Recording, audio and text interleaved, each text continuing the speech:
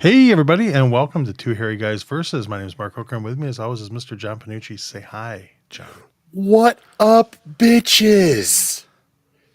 I'm John Panucci, and with me, my dear friend, my hairy friend, Mark Okern.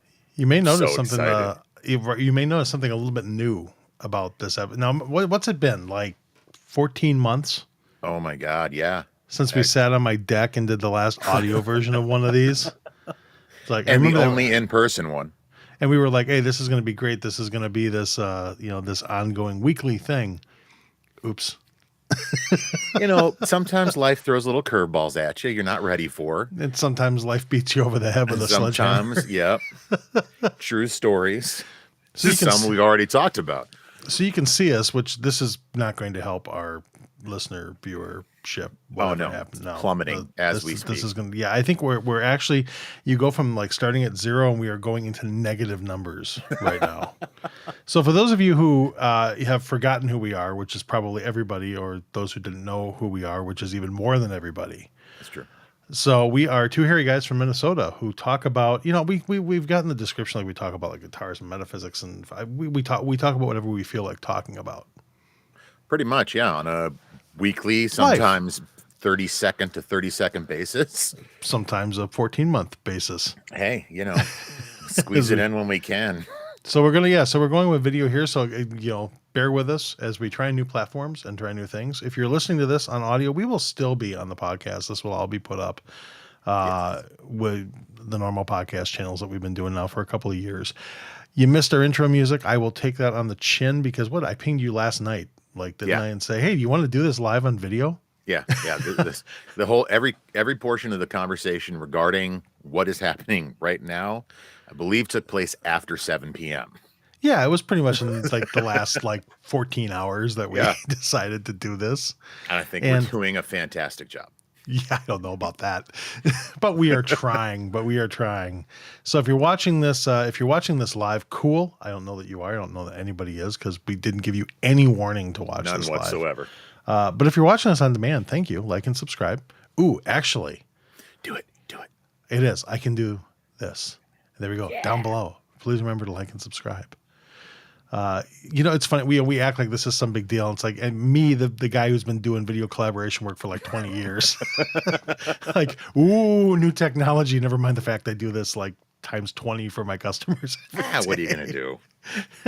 So we're trying out some new platforms. We're trying out some new things here. I think we're live on YouTube, on Twitch, and is Twitter still a thing, or did that turn into the hot mess that there's Twitter? Yeah, there we go.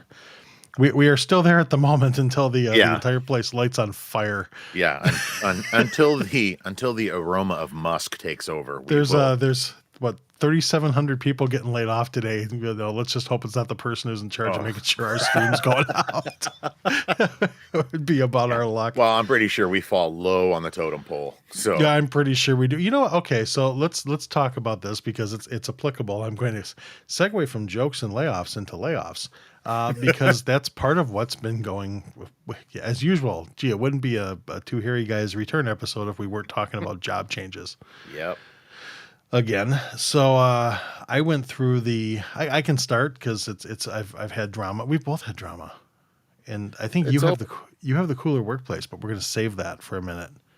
And if you've got that picture, by the way, it's you should send that my direction. We should share that photo unless you're not allowed to share those photos.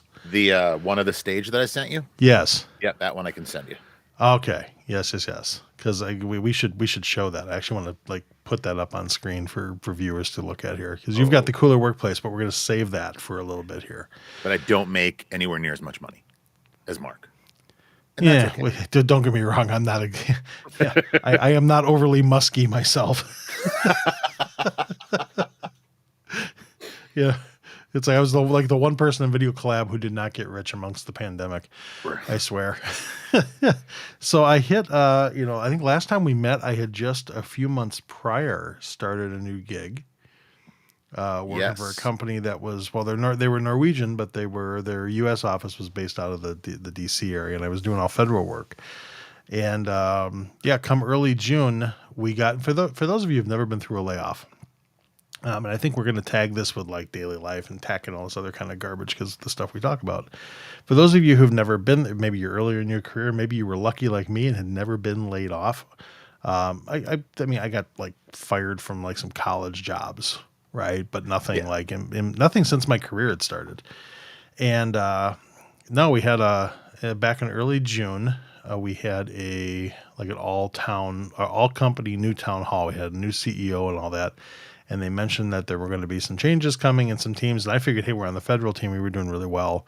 We were safe. And like 2.5 hours later, I log in for my previously scheduled one-on-one with my boss. And I hold no ill will, by the way, for any of this. But I log in and my boss is there and there's the US HR person. Oh, no. And I'm just like, oh, beep. Like, well, this is gonna go sideways. Oh, that sucks. And it was a pear shaped, it was like, yeah, 15 minutes. I mean, there's not much to say. It's like, there's not much you do at that point except go, okay, send me my severance information and, hope that they're paying you for at least a little bit of time, which they did. Right. But then I went on the job search. I'm like, this is, I've been doing video collab. I'm a subject matter expert. I'm on industry podcasts and streams relatively often. I've, contributed some articles. I should have no problem finding a gig in the field, especially with the pandemic and video collab being so huge. Yeah. 67 job applications later. Oh my God. I went back remember and you counted. messaging me. 67 job apps later. And I talked to companies that were like 50 people, and I talked to companies that were like tens of thousands of people. Actually, probably hundreds of thousands of people in a couple of cases. And it amazes me how many companies just ghost you these days, like just utterly ghost you, right? I had one very well-known video company. I'm not going to out and embarrass anybody here because, hey, I might want need a job at some other point in my life. Don't burn any bridges. But there was one very well-known company that had posted some positions. I'm like, well, I'm like, I've got to be a top candidate for this, just based on it's a small industry, right? Most industries are when you really get down to it, but at least at the high levels. And like, there's no way I'm not, that I'm not qualified for this gig. And I got nothing back, nothing. And this kept happening. I'm like, this is weird. So I pinged a friend of mine within the industry who used to be at this company and did a little research. And it turned out that they were honeypotting. They were posting job listings that didn't actually have jobs attached to them. If you can believe that. And they weren't the only ones doing this, to be fair. But I'm sure. like they're posting openings where there's no real job behind it. It's literally it was just we're collecting resumes for future. Like, well, this does me no good. Yeah. I got into multiple like deep rounds of interviews with a few of the really big tech companies. And I mean, really big. And almost every time 3-4 times the job disappeared while I was in process. Like they said, nope, we're hiring freeze or we're cutting this role. And it got really frustrating, man. It got really frustrating. And what's funny is that the job I ended up with was one of the first ones to reach out to me. So because and I'll give credit because one of our leaders from the company I had been at actually there was a big trade show going on, ran over to the booth from my current employer and said, hey, we just had to do a reduction in force. You should talk to Mark and hire this guy. And so and they reached out very quickly. It was a little bit of a longer process, but it's like, yeah, that's funny. After all the circling back, after all that, it's like I ended up on one of the original ones. So yeah, so I am back and gainfully employed, and more so, I have health. And don't get me going on health insurance being tied to employment. Oh my gosh! Okay, you're talking to a guy who's been on Minnesota assistance for healthcare because of how screwed up the system is. All right, so That's an entirely different podcast. Oh, you know what? I'm just going to do 2 minutes on this. So I got my first experience of this because I was fortunate. My previous employer said, "Hey, we're going to cover Cobra. We'll cover your Cobra through a certain date." And like most people, it's like I didn't activate Cobra unless I needed it, right? Right. But especially with COVID still going on and everything else, it's good to know you've got that safety net. But, time was coming up here where it's like, okay, I'm about to run out of them paying my Cobra, and the payment for Cobra, for those of you who haven't been through this, is ungodly. Oh, it's ridiculous. Once you take over that employer share of the premium, oh my gosh, it's ridiculous. Yeah, it's horrible. So I ping Minsure. Oh, I mean, and Minsure is one of the better ones. Yeah. I have nothing but sympathy for anybody who has to go through the exchanges and all that. And then, of course, I actually did spend a couple of weeks with the Minnesota unemployment, which again is a whole other process to go through all that. Yeah. Thankfully, like, my review was expedited and all that kind of a thing. But it's like, yeah, I never want to go through this again. No, no, I'm good. I'm good. I've experienced it once. I have nothing but empathy for anyone who's going through this garbage. It's a creepy time, man. But that was my employment story. You had a very different one. Well, okay. So when last we spoke, I had just changed careers from being a pastor to being a cabinet maker. And so there's a carpenter joke in there somewhere. There is. It's Jesus Carpenter joke, something about wood. There's definitely something in there. So I was working at this cabinet making company, and it was all right, but just kind of still around the type of personality types that I was trying to escape in the first place when I was leaving ministry. So I started looking around for another place local, and I ended up stumbling upon a company that was based right out of the same town that I'm in, actually 0.2 miles closer to my house than where I was working. So that was nice. But then during that process, so I was only there for 3 months, but about 2 months in, I got reprimanded, and rightly so. I had done some shitty work. There's no ifs, ands, or buts about it. I needed to get talked to. But something that stuck out to me in the reprimand was that we have $50 million homes that we're building these cabinets for. And I mean, we're talking CEOs, CFOs that are buying these condos that we're putting these things in. And I'm like, I don't want to build things for those kinds of people. And for that kind, I don't, there's got to be something more. And so my wife, I've got some maintenance skills and stuff. So my wife started looking online for different jobs with Indeed, and I was looking, and she stumbled on this one that looked kind of cool. And I figured, all right, you know what? I'll just do the application. I'm currently employed. There's no harm. A little trick I learned from my dear friend, Mr. Mark Okren over there. Always be open to a conversation. Always. Yeah, my Indeed is an amazing thing. So I did. I applied to this job, and it was a pretty quick turnaround. I applied. I think I had a phone interview 2 days later, and then I had a face-to-face the next day, and then I was offered the job the following Monday. Just had to, pass the 4-panel screening and everything, which was not a problem. Mm-hmm. And now I am gainfully employed. I don't know how gainfully, but I'm employed at Paisley Park Museum, the former home and studio of the eponymous musician, songwriter, actor, director, producer, Prince Rogers Nelson. That's where known as Prince, formerly known as Prince. The artist formerly known as Prince. Yes, the symbol, the love symbol. Yes. Yeah, so I work at Paisley Park. It's freaking ridiculous, dude. And so I'll get to work events.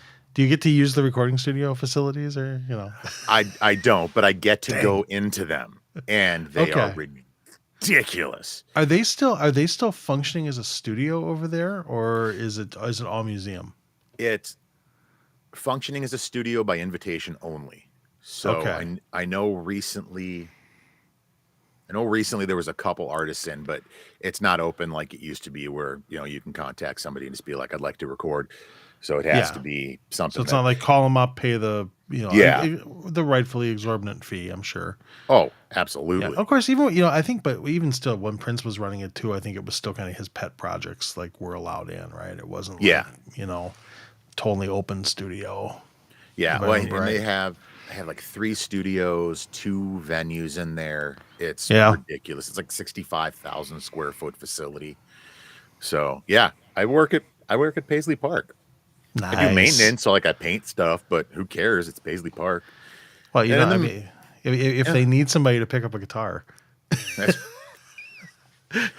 I I am not worthy to touch a you've Prince used the guitar. same you've used the same luthier. That is true. Yeah, The guy Dave who Son. built, yep, who built the cloud guitar, the original cloud guitar, he has done work on several of my guitars. Actually, th- can't find my. There we go. This guitar right here.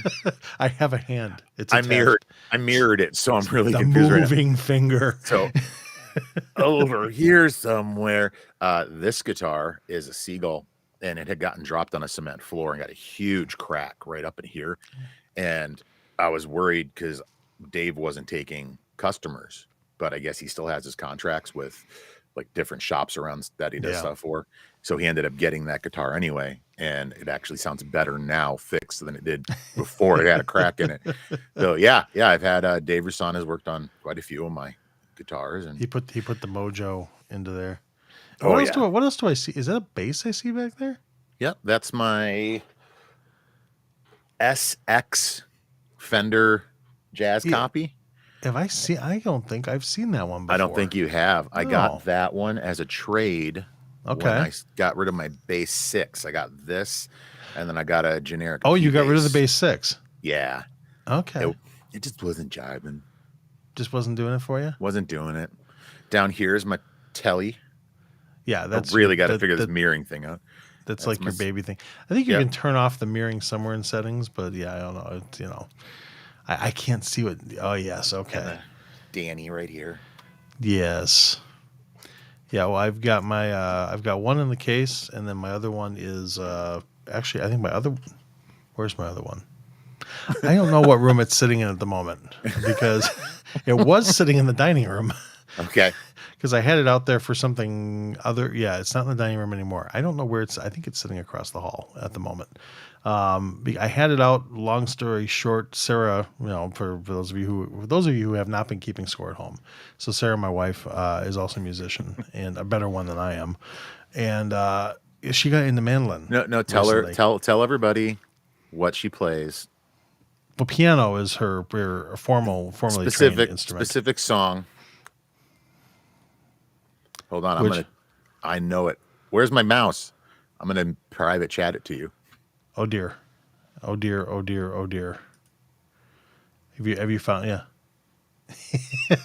You're fascinated by the fact that she's played that song before. Yeah, she has played Pinball Wizard. Yes. Okay. Mark's wife, Sarah, who is an absolutely lovely person, for the fact that she is still married to Mark alone. Right. If there's a God, she gets saying to it. But Sarah is, when you meet her, seemingly the most soft-spoken person you could ever meet. Not the case, but she is very reserved, and I'm not being disrespectful when I say she appears librarian-esque. I think she'd take that as a compliment. When you first meet her. I think she would take that as a compliment. And then to find out that she can play the song you're going to tell us, that she can play it perfect, just makes my life better. John was fascinated by the fact that she can play Pinball Wizard.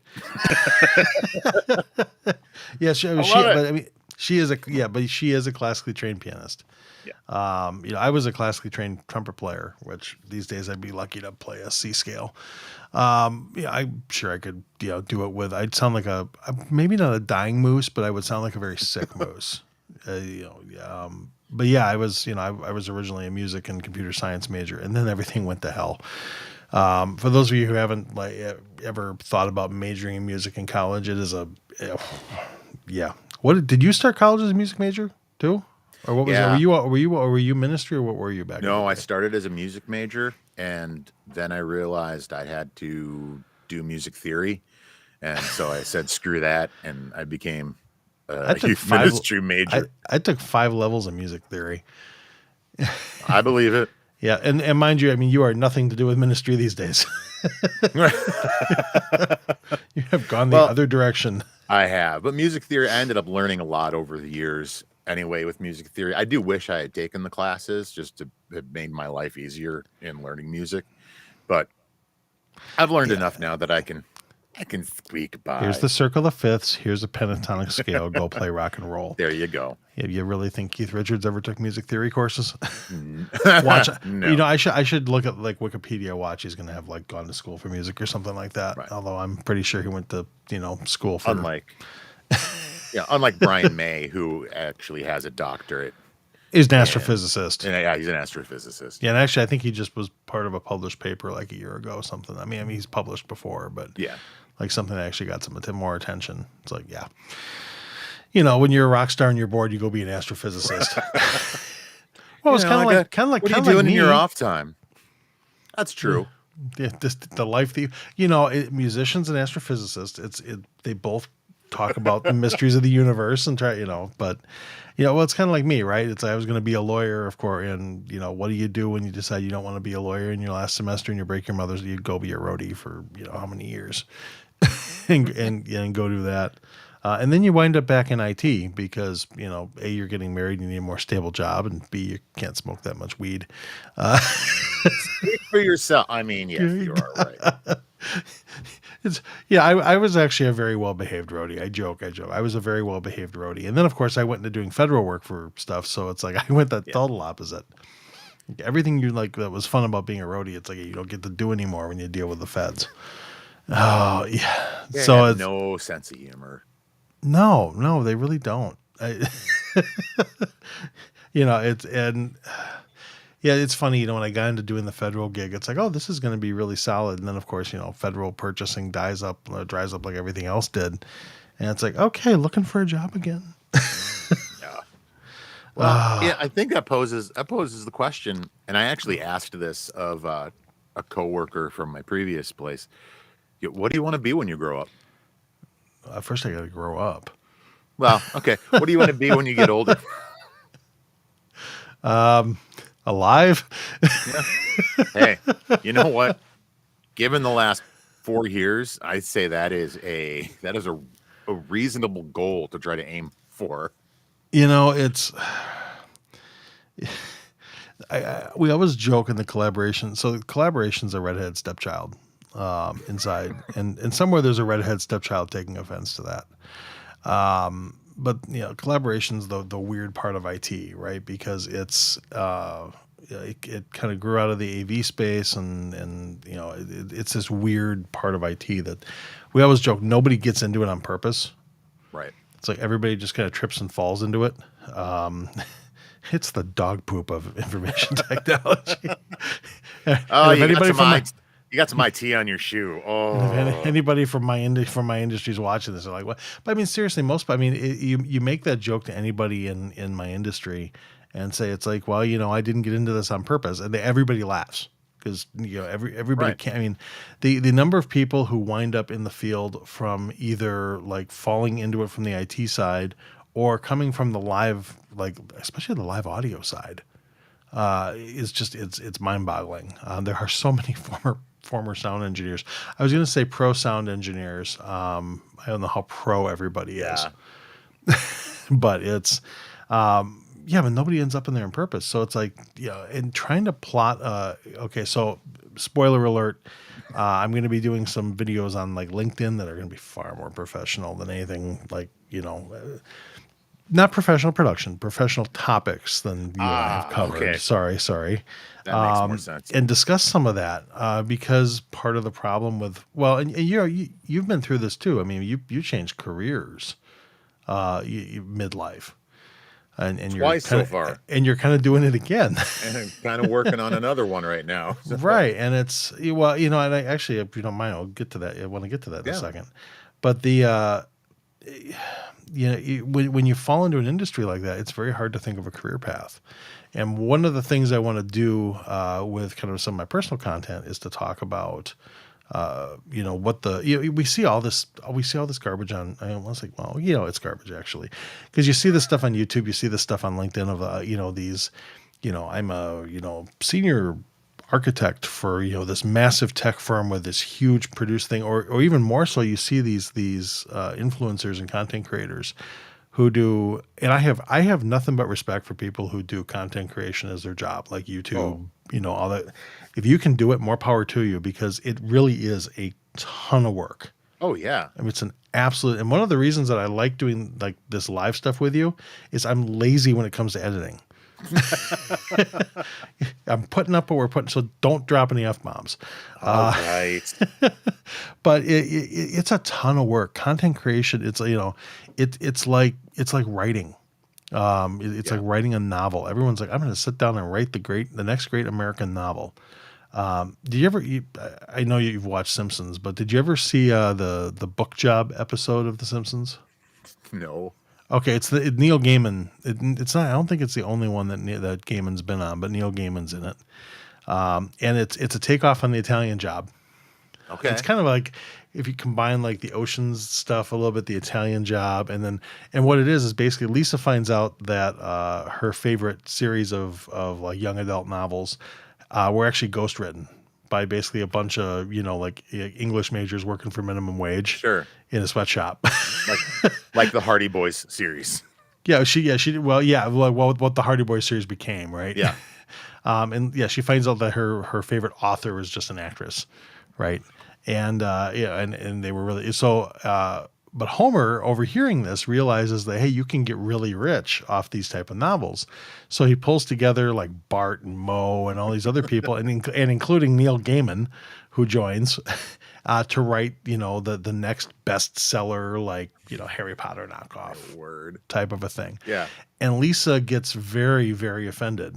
And she's like, I'm gonna, write my own novel. And she goes through, like, sets herself up for writing, and then she has to get her music right. She has to organize her books, and then she goes to the coffee shop and has to get on the Wi-Fi. And she finally screams, she's like, writing is the hardest thing ever. It's like, yeah, people think that it's easy to do content creation of any type, and No. it's a grind, man. It's a slog. Oh yeah. I mean, well, and you know this obviously, but I've been trying to get back into writing music again. And it- it's interesting when, we've talked about my change in beliefs. It's interesting what that can do with your mindset when you start to try to write again, because there have been times before where like all of us I'd get distracted or disappointed, and I'd be like, oh, I'm under spiritual attack and blah blah blah, and sometimes I'd let it get to me and all that kind of crap. But now it's just been great because like I can just be like, you know what, no, I'm just distracted and just kind of trying to sit down and push ahead. And I know some of the stuff that writing is crap, but I got to kind of rebuild that structure and that muscle again, just because it's kind of atrophied a little bit from not being used for so long. You, But you mean you mean it's not the devil interfering with your? I know, who knew? I was certain for so long that I was under attack, but nope. I just have ADD and depression. That's most musicians actually. That's true. Yeah, yeah. Yeah. That's why weed is so popular amongst them. So I just realized I can change the lower thirds here. Ooh, we're lonely. Join us. Join It's us. true. It is, it's I fully expect like the first like few months of these, if we're lucky to get one person watching on it, but hey, things happen. I'm We might okay. get lucky. We might get lucky, or somebody else might get bored. That's the more likely. You know what? I'll take anything I can get. Well, I mean, people stumble across things like I stream on Twitch under a different name.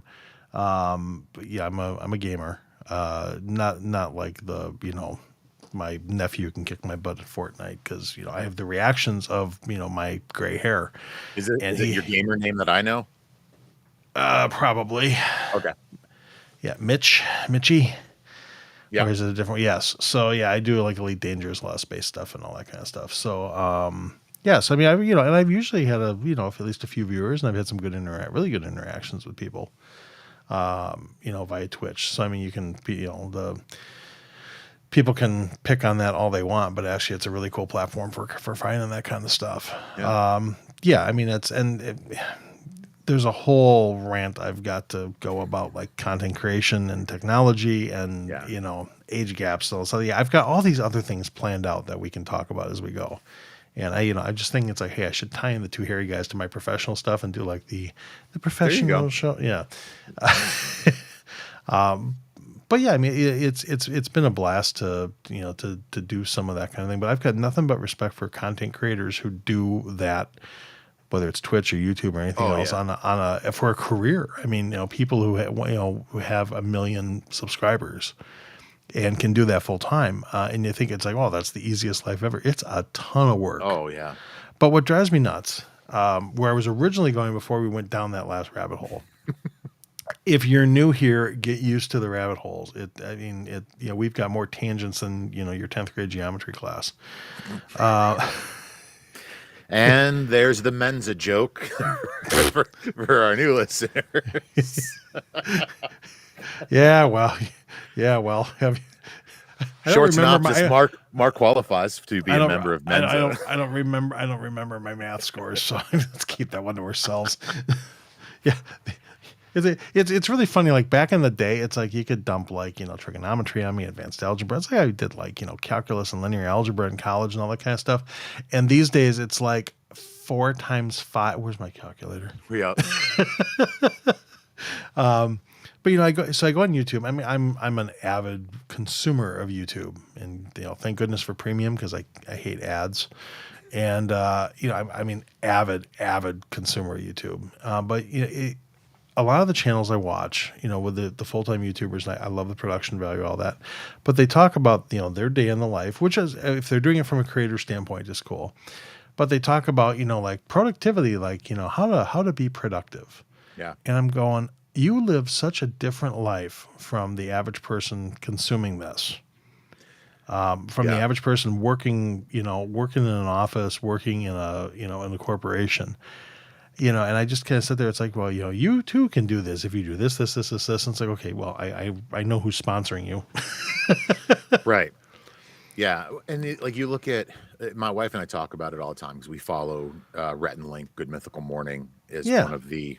I probably spend 90% of my viewing on YouTube, and we talk about it all the time. Like, okay, they have their 20-minute daily show. Then they have another 20-minute after show.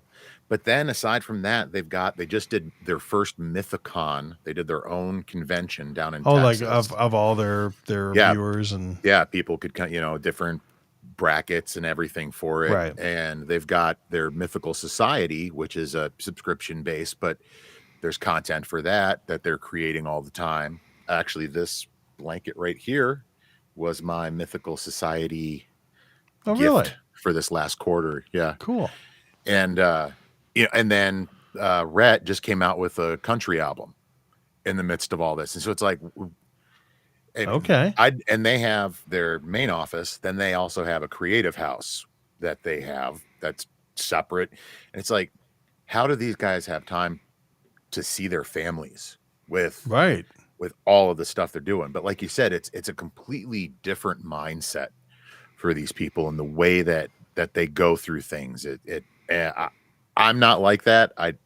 If I made it famous via something like YouTube or something else, it would merely be because I was tagging along with somebody else who knew what the hell they were doing. Well, Mark, yeah, you're screwed. Well, yeah, but it's funny. I was talking with Sarah about this last night, even to an extent, is that you see these channels of people who've got 1 million, 2 million, 10 million subscribers. It's rarely just them, right? I mean, they have whole teams of producers and camera people and all that working behind the scenes, right? And they have editors. Yeah. One of my favorite YouTube channels, and has been since before he went big, is Answers with Joe Scott. Oh, and, I love Joe's. I love all of his channels. But I was following him from when he was relatively small compared to where I think he's at 1.5 million or something right now. Relatively small compared to where he is right now. And he's pulled the veil back a few times. and shown what it takes to put all that on, and the amount of time it takes to research his type of. I mean, he's a science communicator, I guess, for lack of a Yeah. better area, and the amount of research it takes just coming up with topics, and the number of people he has that work with him, editors and writers and researchers, just to get that 20-minute video out Right. there. And I know Veritasium and all the others. I mean, some of them, that there's a crew like PBS Space Time and things like that. But Right. there's a theme. I tend to watch a lot of the sciencey stuff because I'm a nerd. But yeah, I mean, it's rarely, the one person. I mean, you see that with Twitch, and gamer streams and things, and that's awesome. Yeah. Yeah, I can't rank on game streamers because I am one. But the produced YouTube stuff. I mean, it's the quality of any those big channels. It's the quality of anything you find on TV, Oh, absolutely. and actually better than most. And they're working just as hard, if not more, behind the scenes. And there's, Yes. have you ever? I watch quite a few cooking shows on YouTube, and there's one called Sorted. It's a group of guys out of Europe, out of Okay. England, and the whole premise of the show is that when they started, one of them is a chef, and the rest are quote unquote normals. And so it was kind of like teaching them how to cook like during the week but over the process of what I think 6 or 7 years, they've grown from being in basically a basement to now they have their own studio, they have staff, they have other chefs and stuff that are doing like you would on a full like Food Network show. They're doing all of that, but they have the creative control over it. They get to do what they want to do, which I think that's the beautiful part of, I would say, technology kind of in general. We've seen it a lot with the music industry. Right. You look at Weezer and Radiohead and those guys saying, you know what, screw the record labels. We're just going to go ahead and do it ourselves because we have the technology. It's accessible. Like there's no tomorrow now. That's a great point. And for those and for anyone watching, if anyone ever does, you may you notice my camera moving a little bit here as I'm making an adjustment, but it applies. I promise you, this is germane. Because whether it's the record labels or other things, it's like, so I'm sitting here, I got a webcam in front of me. And no sponsorships. It's I'm paid for it my own money. I actually, there was a whole, I got to try it ahead of time because of industry stuff, but if I wanted to keep it, I had to buy it.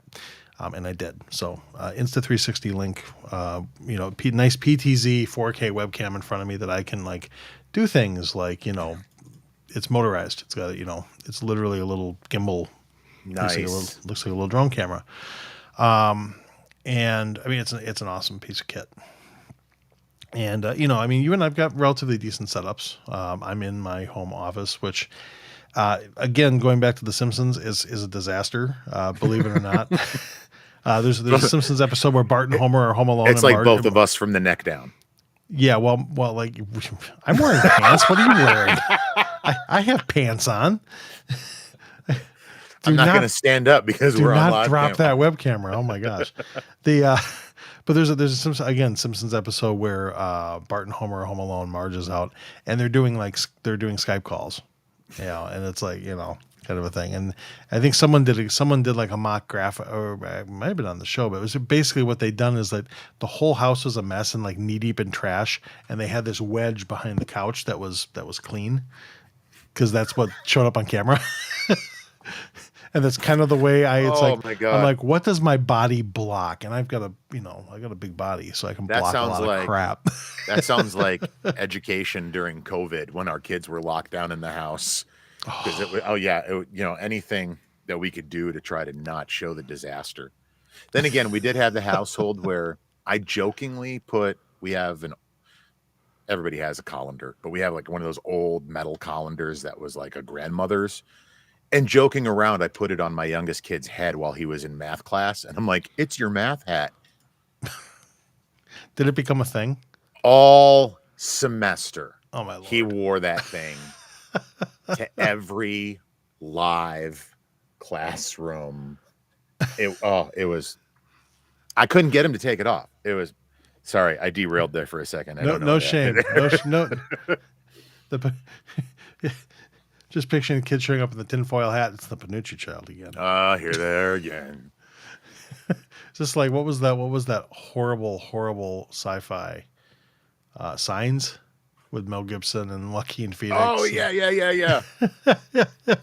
I mean, absolutely horrible movie. I mean, it really, it's a laughable. The only thing that was the one good scene in that movie was when you see the alien like running between the hedges. Yeah. That was Yeah. creepy. That was cool. Yeah, you got that kind of almost Sasquatch kind of Yeah. pose out of it.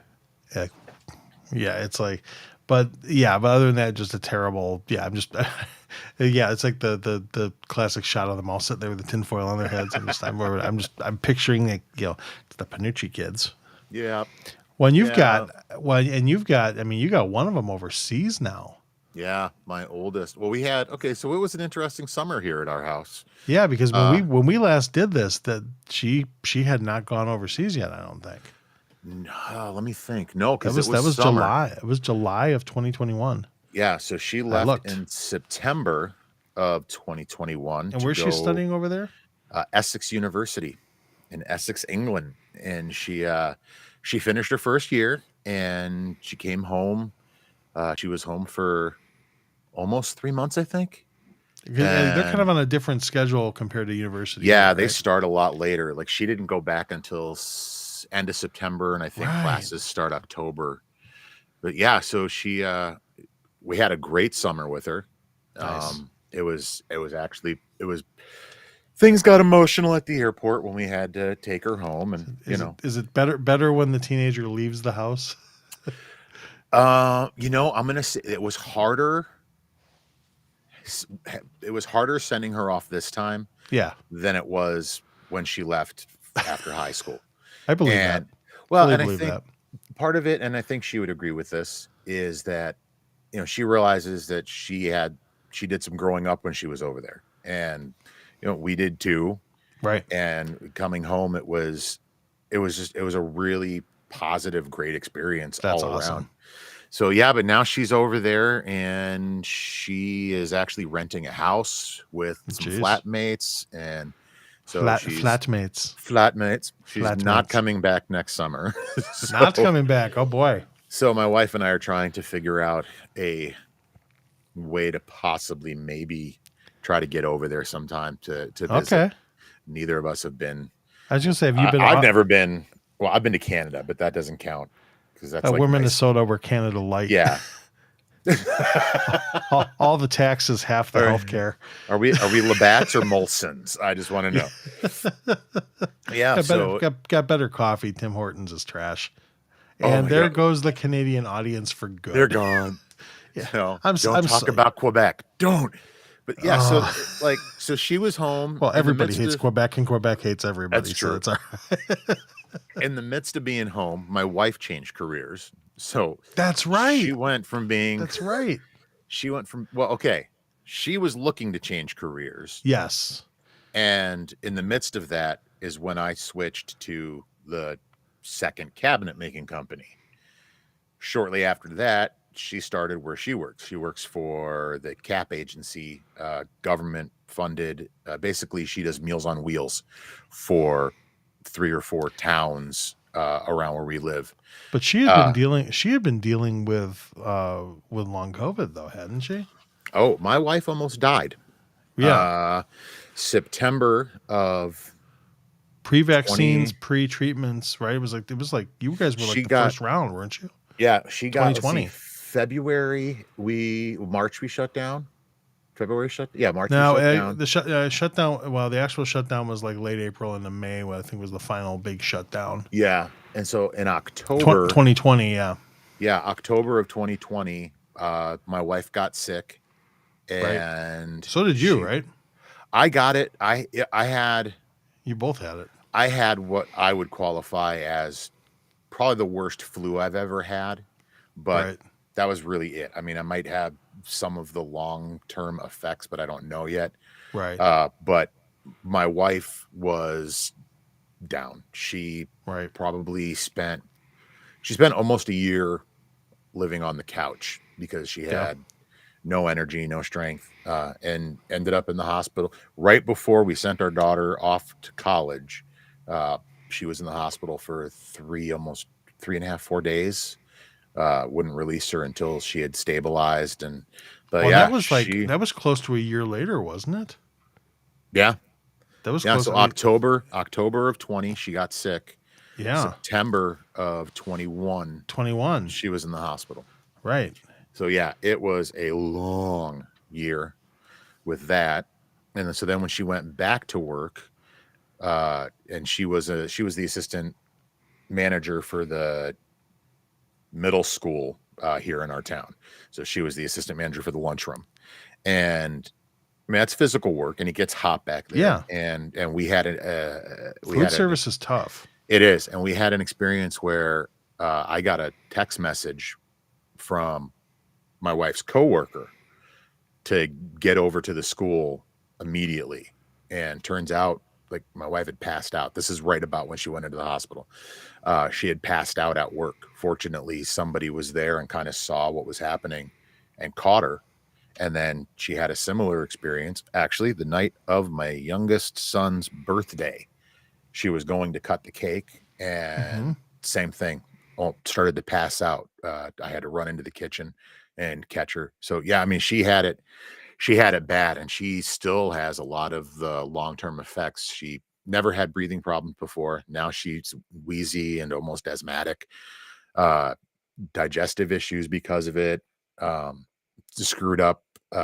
Here's getting intimate, but screwed up her cycle um, for a very Well, that's long actually time. that's been in the news lately, though. Yeah, I mean that's been all over the news that it messes with that. we thought she was premenopausal because she went for 6 months without having a cycle, and so Ugh. they had to put her on a medication that basically what it does is everything you haven't done, your body does all at once as one period. And so, I mean, it was Well, yeah, because it's dangerous to have like build up. Yeah, I yeah, mean, yeah, because the your body's not shedding off the lining like it's supposed to. So that's just yeah. So it was yeah. So then, my wife gets out of the hospital. We send our daughter off to college.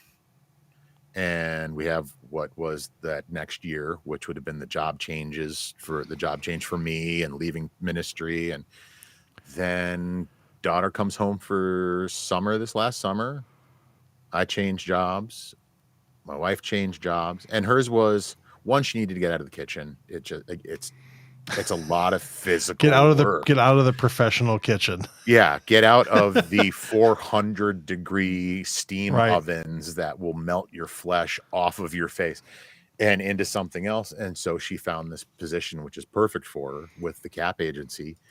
And so then now in the midst of that, I changed careers again to Paisley Park. Right. And yeah, it's kind of been interesting because I think the generation that you and I are part of, Gen X. We were like the tail end of Gen we're X. the very end of the Gen Xers. Yeah. We were raised thinking whatever you did when you got out of school, that's just what you were going to do. Right, because that's what You our know, parents did for the most part. well, my father-in-law, the job that he got out of high school was the job he retired from. And that's pretty much the same with my brother-in-law. My grandfather's as well. It's my grandfather, especially on like my on my mom's side. Yeah, took a job as a tool and die maker, and his watchmaker was his side thing, which turned out to be like a secondary primary thing. But he was a tool and die maker, and the company he got bought that he was at just got bought eventually by bigger and bigger companies. Yeah. He kept the same job his whole career. Yeah, and that's one. It's not feasible really anymore. No, for the majority of people. I mean, yeah, there are some it happens, areas, but for the most part, it's just not the way it's going. The paradigm has shifted. I think one of the things I read earlier said you're better off applying for a new job every 2 years than trying to get a raise every 2 years because the amount budgeted for new hires is usually, depending on the size of your company, the amount budgeted for new hires is usually more than the percentage designated for raises. And that speaks so poorly to kind of the mindset, the corporate mindset, right? I Oh, mean, you absolutely. should not have to leave a job to get better work. You should not have to leave a job to be compensated fairly in the Yeah. industry, right? I mean, it's Well, so many and the companies first, you get hired and then they're like, well, that's your compensation range. It's like, well, but the right. industry shifted. Yeah.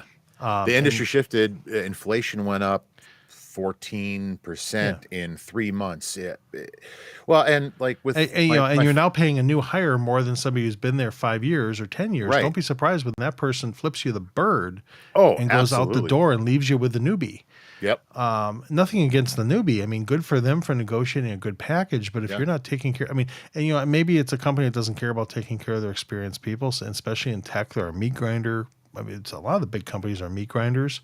Oh, yeah. But Turnaround is huge. you are losing that institutional knowledge, and that will Yep. bite you at some point. Oh, always. Always. Yeah. It's frustrating. And I think growing up with that mentality like we did, I when I jumped into cabinet making, I was like, okay, well, this is what I'm going to do until I die. And So for next week, that by the way, almost I want happened a couple times. We your own fault though. yeah, Okay. nothing because of something anybody else did. But I can harm myself. Thank you. I don't need help. yeah, I can do that plenty of times. I can post pictures of my first week at the cabinet shop. I worked in theater. It's Yeah. if I wasn't bleeding, Oh, it yeah, wasn't a show. exactly. But my wife asked me the other day, she's like, so what's your mentality with, this job at Paisley Park? And I think for the first time in my life and in my wife's life too, because we both been having these epiphanies, is the job, it's perfect for me for right now. Yeah. It's, cabinet making was an incredible opportunity to get me out of Mhm. ministry, which was my main goal. Right. And, Hard to be a minister when you're not believing what you're yeah, ministering anymore. hard to be a minister when you're an atheist, leading people in Oopsies. worship songs to God. Just change them to baby, and you got top forever. baby. But so I'm not wrong. in the midst, no, you're not. And seriously, Christian songwriters, okay, fine. You're going to write your songs, but can you please pay attention to the imagery that you are using in the songs that you write? Because it is really difficult to keep a straight face while talking about getting down on your knees before God. Okay? It's just There was somebody had posted something I saw a few weeks ago where somebody had basically said, if we took this song and changed everything to baby, and basically it's like this song would probably be like, protested by Christians. oh, absolutely. And it would be a huge radio hit because And but I've got nothing. I mean, nothing against anybody for their belief and all that kind of stuff. no. But let's face it. I mean, the religious, especially the evangelical Christian music market, is basically 5 years behind, at least 5 years behind whatever's going on in the pop music Oh, market. yeah. It's Yeah, pretty much how it absolutely. works, right? Absolutely. It's Well, it because in the basically Christian whatever's market, happening now, it's 5 years from now will be in the Christian yeah. market. Yeah, and with the way that they do it with the Christian market is when the Christian market decides they want to what they call break a band, so you get your Right. crossover success, they bring in a producer from secular music to custom craft your album. So when DC Talks Jesus Freak came out, Right. they brought over, was it Eno? I think they brought over Brian Eno. Was it Brian Eno? to produce the album because that's the sound they wanted. They wanted Eno's fingerprint on the album. So, but anywho, through all of that, I ended up with that new mentality change of, this is perfect for now. There's an organization out there called the Clergy Project. And what they do is they help pastors who have gone through experiences like what I did to kind of assess what they want to do. Because I think one thing I realized is I've spent my entire life helping people. That's what I don't want to say trained or raised to do, but it's always been at the core of what I've been doing is helping people. And watching my wife transition into her job and seeing the joy she gets out of helping other people and how much how much the things that she enjoys can outweigh the really bad days, the crappy days. And I want to see maybe there's something out there that I can get involved in again that helps others, that's not ministry. So starting in January, I start a 3-month program with a gentleman through this clergy project that we basically meet every week for about an hour online, and we do assessments and I do homework, which, I was great at that in school. So why wouldn't I excel now? And at the end of 3 months, we'll see. I might have a career path that I want to pursue. I might just find out, yeah, You, you know you need what? You're this. pretty much only I qualified need to the be a maintenance sarcasm. man. So I because we decided to do this last night, I'm woefully unprepared with graphics. I will not make that mistake again for next week. Because that should have been a like sarcasm when you said you were good at homework. Oh my God. No, it's, if you couldn't tell from my facial expression. Well, yeah, you We've always said look it like that. before. Well, that's true, but we've said it before. Mark qualified for Mensa. I passed 8th grade with D's, straight D's. So you get what you get, and you don't I'm have not a gonna. fit. I'm not gonna make the. It's funny though. If you looked at my GPAs, they wouldn't be a lot better than that. Yeah, my senior year was the only year I didn't make honor roll, but I made merit. But that was because it was my senior year, and half of my day I was at a vocational school building cabinets. So I enjoyed You'd be that. surprised how many people who were tagged as gifted have. Yeah, go cue the Far Side cartoon. But you'd be surprised how many have, ADD, ADHD, yeah. I mean, and this was the era before that crap was diagnosed. And Yeah. I say crap just as not as a, like, not that I don't believe it, because I fully believe it. Oh yeah. I say it because it really sucks. It's crap to have to deal with that in life. Yeah. Well, And I know I've got and when you attention don't deficit. know what it is, like they Right. did when we were growing up, because we were just daydreamers, dawdlers, our head were in the clouds. Right. I mean, if you were hyperactive enough, you'd get diagnosed. Right. Yeah. And then it was straight to Ritalin. There was yes, instantly, like instant medication, like, Yeah. But if you weren't the hyper type, I have I have never been described as hyper in my life, sloth-like perhaps, but I have never been described as hyper. I'm, I am, as fast sorry, as a you tortoise. just reminded me. You remember the show Night Court? Of course. Okay, and there was a guy who was a recurring character that R.I.P. suffered Harry, from that suffered from a disease called tortoise something. But so he had the really long face. Oh, and yes, he yes, yes, moved yes, yes. really slow. Really All I pictured when slowly. you said that, like, And by the way, for those who are younger and haven't watched Night Court, if you are a geek and a Trekkie, you can go back and find like some of the best Brent Spiner data acting. oh yes, ever on on that he show. is awesome on that show. Yeah, him and the wife who played the, Yeah. the worm farmers. Yep. It's Yeah, the and then worm farming they episode. they buy the snack area at some point, and Bull Yes. comes over and it's like $500 for a Snickers bar. Yes, it's that show was so massively underrated. It was so good. It really was. One of my favorite lines was somebody on the show said something about being a goose, or will goose me, and Bull reaches over to pinch their ass, and somebody says something. He's like, "What? The ass?" So good. Yes. So I will come prepared with graphics and some other things. I want to have I want to have photographic aids for the next time. Yeah, I have a we do feeling one of there's going these. to be a soundboard coming soon too. I've actually got the Stream Deck over here, so I just I had a limit. I mean, I spun up. I took one of my other YouTube channels that I hadn't used yet, pivoted it over for us. Oh, okay. But then I never requested live streaming on that channel. So if for those of you who haven't gone through that, it's like when you want to do live on YouTube, you have to give them a day's notice, and it kind of prevents some of the stupidity is the thought.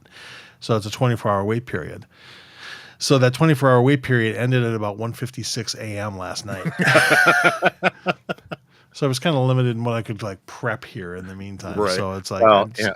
in As we're fact, wrapping up, yeah, as we're wrapping up, I just want to point out to people that while Mark and I do typically speak on a daily basis via messaging, uh, all of the conversation regarding two hairy guys versus that has led to this episode has taken place within the Yes. last 24 hours. yes, Outside of once I said I got the job at Paisley Park and I passed my drug test, where we said, okay, Fridays I can do it. right. So Yeah. And it's like, and I've, thankfully it's like I have enough, like, I do enough work after hours. I don't mind taking an hour during a work day and doing this. We'll find probably a more permanent time for this. get a groove set and then Yes. you can tune in when you want, same time. Exactly. All right. So I will let you handle the outro here. All right, everybody. We just want to thank music, you though, for sorry. tuning in. Yeah, music will be here next sometime.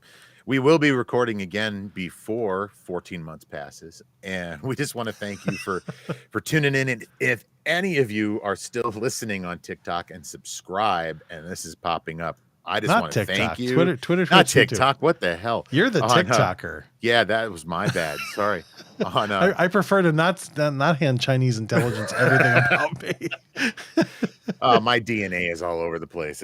But yeah. So if you've subscribed to us, how many kids? If you've subscribed to us on Spotify or iTunes, and all of a sudden this has popped up, hey, say hello to us. We're on Twitter. We're on Instagram. We are not on TikTok. And we will still be on Spotify. We will still be on Apple Podcasts. We will still be there I think we have more people there than anywhere else. So come listen to us, come find us, come watch us, and come love us. Come love us, because we're hairy and we need love too. So until next time.